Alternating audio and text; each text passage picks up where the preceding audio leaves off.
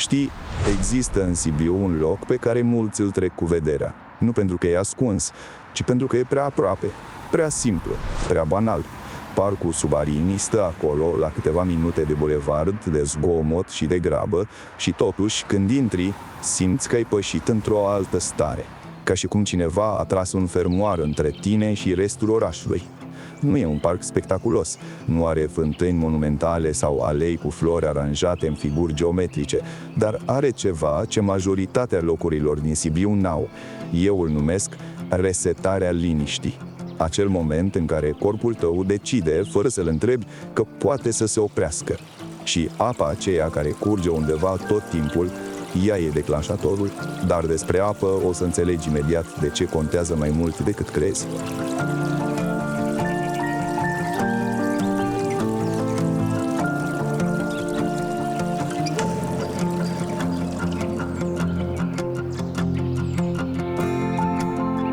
Aleea te primește simplu, fără fanfare.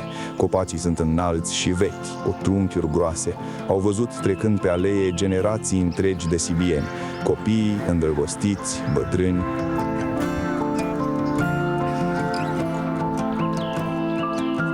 Și acum poate te gândești, bine, e un parc, ce poate fi atât de special? Asta e tocmai capcana.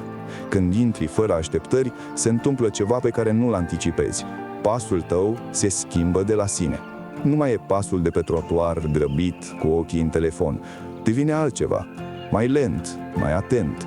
Copacii filtrează lumina și o transformă în ceva blând. Și undeva, nu departe, începi să auzi apa. Dar sunetul acela nu e doar fundal, e de fapt primul semn că ceva din tine a început deja să se schimbe. Curând o găsești. Nu e un râu mare cu maluri abrupte și curent puternic. E un pârâu discret, aproape sfios, care curge prin parc ca și cum n-ar vrea să deranjeze pe nimeni. Dar sunetul lui e continuu, persistent, ca un fir de muzică pe care nu-l mai auzi conștient, dar pe care corpul tău îl simte. Apa nu te invită să te oprești, te face să te oprești, fără să ceară voie. Există un termen pentru asta în psihologia mediului: efectul de captare a atenției. Când ești lângă o apă curgătoare, creierul tău iese din modul de concentrare forțată și intră în ceva mai blând, mai liber. Nu e o metaforă, e o reacție biologică reală și parcul Subarini o declanșează fără să știe că o face. Și tocmai când crezi că ai înțeles locul ăsta, dai de poduri. Mici, simple, fără pretenții. Când le vezi prima oară, nu te aștepți la nimic.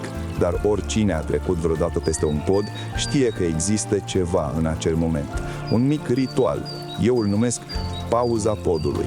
Acel reflex aproape involuntar de a te opri, de a te uita în jos la apă, de a asculta. Nu podurile sunt spectaculoase, ci ceea ce faci tu când ajungi pe ele. Îți dai voie să fii pentru câteva clipe exact acolo unde ești. Nu cu un minut înainte, nu cu o oră înainte. Acolo, atunci.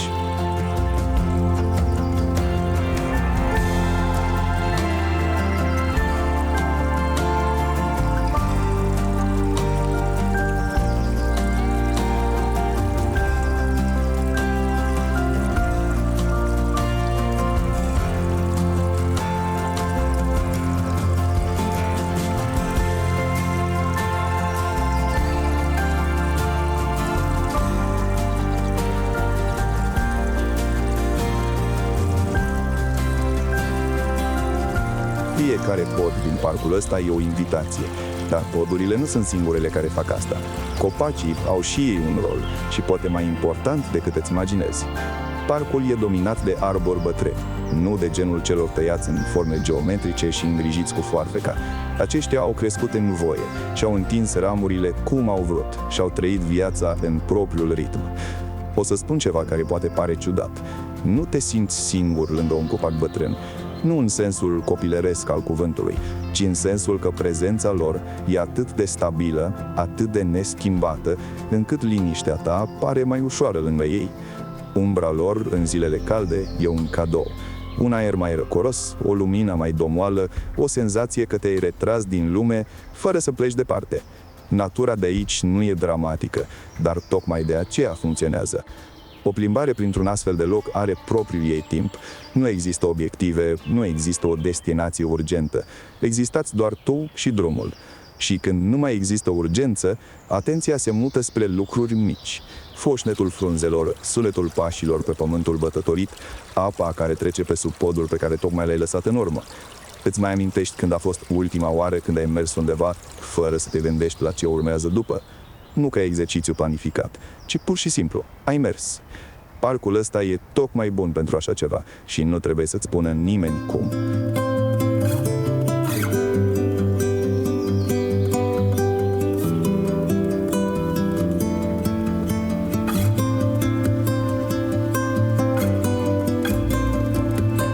Uneori, cele mai neînsemnate lucruri sunt cele care rămân.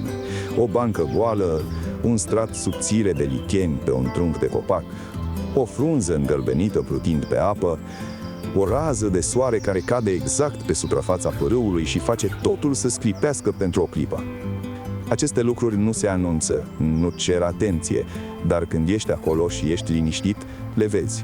Și în ele e ceva, nu e o relație mare, ci doar o reamintire, un memento că lumea există și atunci când nu te uiți la ecrane.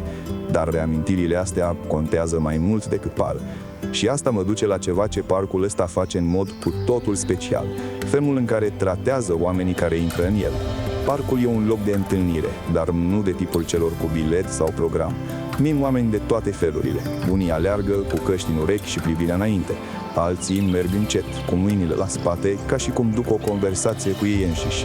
Sunt mame cu cărucioare, bătrâni pe bănci, copii care se opresc la fiecare lucru care mișcă, fiecare cu ritmul lui. Dar spațiul îi primește pe toți, la fel. Există ceva pe care eu l-aș numi democrația parcurilor vechi. Nu-ți cer nimic, nu te judecă, nu te clasifică. Te lasă să fii ce ai nevoie să fii în ziua aceea. Și asta e mai rar decât pare.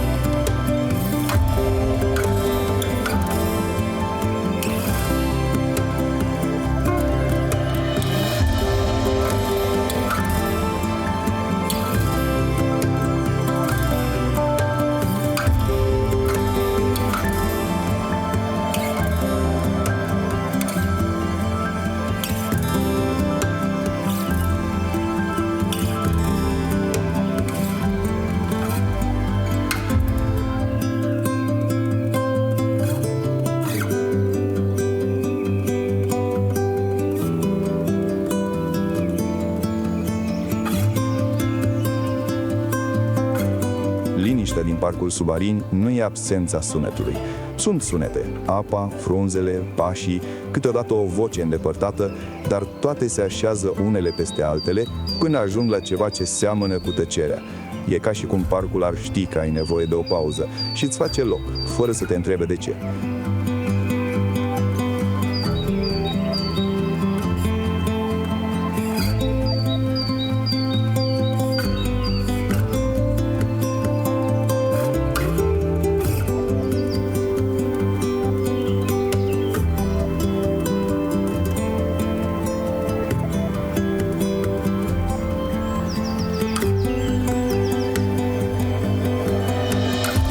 Orașul e aproape. La câteva sute de metri sunt mașini și magazine și toată forfota vieții obișnuite. Dar aici, deocamdată, e altfel. Nu pentru că ai fugit de ceva, ci pentru că pentru o oră ai ales altceva. Și când în cele din urmă ieși înapoi pe trotuar, duci cu tine ceva greu de numit. Nu ai văzut nimic spectaculos, nu ai bifat o atracție turistică, nu ai o fotografie perfectă pentru nicio rețea socială. dar ceva s-a resetat în tine pe undeva. Un nod s-a mai dezlegat, ritmul s-a mai domolit. Aceasta e resetarea liniștii despre care am vorbit la început. Și acum știi ce înseamnă, pentru că ai simțit-o tu însuți. Parcul Subarini nu-ți promite nimic mare.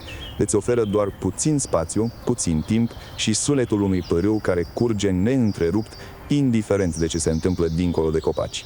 Și uneori, asta e tot ce ai nevoie.